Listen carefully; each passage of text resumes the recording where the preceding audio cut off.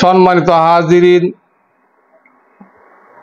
একদিন ছোট্টবেলায় বিলাল তার বাবাকে জিজ্ঞেস করতেছেন, আব্বাজান, এই যে চন্দ্র সূর্য আকাশ এবং জমিন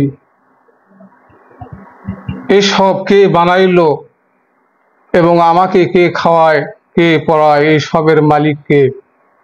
তখন বিলালের বাবা বললেন, বাবা, এসবের মালিক হচ্ছে আমার মহাজন এবং আমি।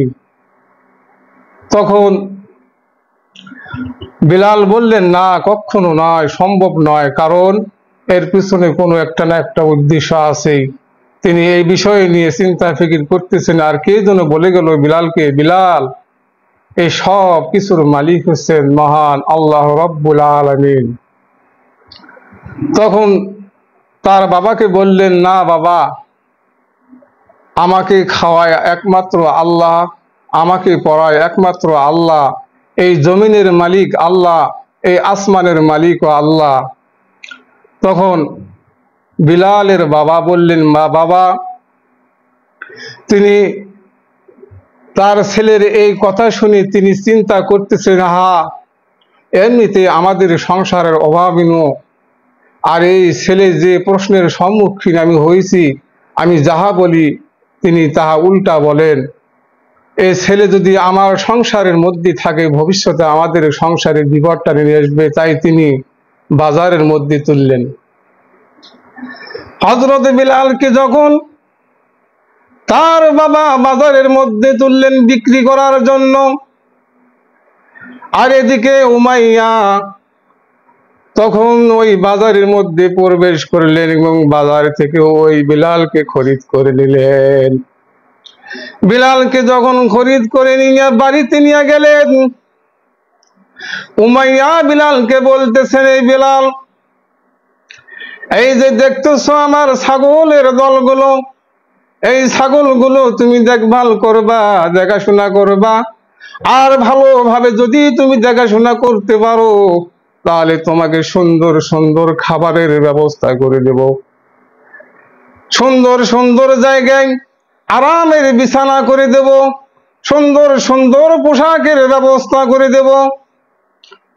এই কথা শোনার পর উমাইয়া ছাগলগুলো বিলালকে বুঝিয়ে দিলেন, আর বিলাল এই ছাগলগুলো নিয়ে তিনি মাঠের জঙ্গলার মধ্যে গেলেন এবং জঙ্গলায় যা তিনি এই ছাগলগুলো চড়াইতে আরম্ভ করলেন। সম্মানিত হাজিরিন, তিনি মাঠের মধ্যে ছাগল চড়াইতেছেন আর ভাবতে শুরু করতেছেন, আহারে, এই আসমান সৃষ্টি করলো কে, জমিন সৃষ্টি করলো কে, আমাকে খাওয়াই কে, আমাকে পড়াই কে? আর এই কথাগুলো যখন তিনি আবার চিন্তা ফিকির শুরু করলেন, তখন আবার কে যেন বলে গেল, বিলাল রে, এই সব কিছু আমার আল্লাহ রাব্বুল আলামিন তোমাকে খাওয়ায়।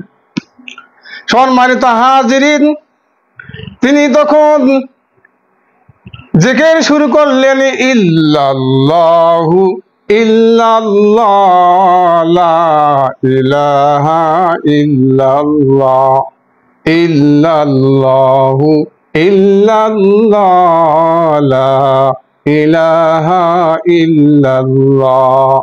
তিনি বললেন, বিলাল বললেন, আহারে, আজকে আমি আমার মালিককে খুঁজে পেয়েছি, কারণ আমি যখন লা ইলাহা ইল্লাল্লাহু মুহাম্মাদুর রাসূলুল্লাহ বলি সাল্লাল্লাহু আলাইহি ওয়াসাল্লাম, তখন আমার যে ছাগলগুলো আছে এই ছাগলগুলো ঘাসে মুখ লাগাই না, আর যারা ছাগল চড়াইতে নিয়ে আসছে তাদেরও ছাগলগুলো ঘাসের মধ্যে মুখ লাগাই না। এই বাক্যটি শোনার জন্য তারা উৎ পেতে সবসময় চেয়ে থাকে। আর দেখি আমার ছাগলগুলো পাথরের মধ্যে জিহ্বা দিয়ে চাটা মারার সঙ্গে সঙ্গে আমার ছাগলের পেট ভরে যাইতো। আর তখন তিনি বললেন, লা ইলাহা, নাই কোন ইলাহা ইল্লাল্লাহু, এক আল্লাহ ছাড়া। এই কথা যখন তিনি ভাবতেছেন, আর অপরদিকে অন্য রাখালেরা বলতেছেন, আহারে, এ পাগল যেন কি একটা কবিতা পাঠ করে, আর এই কবিতা পাঠ করার কারণে আমার ছাগলগুলো ঘাস খায় না। এই জন্য তিনি ওই রাখালগুলো ওই উমাইয়ার কাছে নালিশ করলেন, উমাইয়া রে, কি যেন এক রাখাল নিয়ে এসেছো, যে রাখাল একটা কবিতা পাঠ করার কারণে আমাদের ছাগলগুলো ঘাসে মুখ লাগায় না। আর বিলালের ছাগলগুলো পাথরের মধ্যে চাটা দেয়, আর সঙ্গে সঙ্গে ওই ছাগলের পেট ভরিয়ে যাইতো। সম্মানিত হাজিরিন, এই নালিশ যখন উমাইয়ার কাছে গেল, উমাইয়া তলব করলেন বিলালকে, বিলাল এদিকে আসো, তোমার বিরুদ্ধে কমপ্লেন করলো, কারণ কি আমি জানতে চাই, তুমি কি কবিতা পাঠ করো। বিলাল বললেন, না না, আমি তো এমন কোন কবিতা পাঠ করি না, আমি শুধু কালিমা পাঠ করি। সে কালিমা হচ্ছে লা ইলাহা ইল্লাল্লাহু মুহাম্মাদুর রাসূলুল্লাহ সাল্লাল্লাহু আলাইহি ওয়াসাল্লাম। আরবের লোকেরা তো তারা আরবি বুঝতো, উমাইয়া আর তার বুঝতে আর কোনো অসুবিধা হইল না। তিনি বুঝে গেলেন লা ইলাহা, না কোনো ইলাহ, ইল্লাল্লাহু, এক আল্লাহ ছাড়া। তখন উমাইয়া বিলালকে বললেন, বিলাল রে, এই বাক্যটা তোমার পড়া যাবে না, আমি তোমাকে খাওয়াই, আমি তোমাকে পড়াই, আমি তোমার মালিক। তখন বিলাল বললেন, উমাইয়া রে, না না না, কখনো তুমি আমার মালিক হতে পারো না, আমার মালিক একমাত্র ওই মহান সৃষ্টিকর্তা। তখন উমাইয়া বললেন, না না, একইভাবে কথা বলে তো আর একে রাখা যাবে না। তখন উমাইয়া বললেন, ও হে, তোমরা কে আছো, এই বিলালকে আজ থেকে খাবার বন্ধ করে দাও, আর খাবার বন্ধ করে দিলে তিনি এই কালিমাটি পড়া অলরেডি বন্ধ করে দিয়ে দিবেন। বিলালের খাবার বন্ধ করে দেওয়া হলো।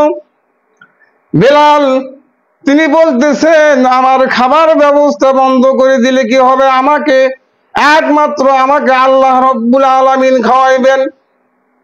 তিনি আবার যখন ছাগলগুলো মাঠের মধ্যে নিয়ে গেলেন, আবার উমাইয়ার কাছে নালিশ করলেন, উমাইয়া রে, কি যেন এক রাখাল নিয়ে এসেছো, ওই কালেমা তো তিনি পড়া বন্ধ করেন নাই। তখন উমাইয়া ওই বিলালকে আবার তলব করা হলো, বিলাল রে, তুমি কি এখন ওই কালিমা ছাড়তে পারবি না?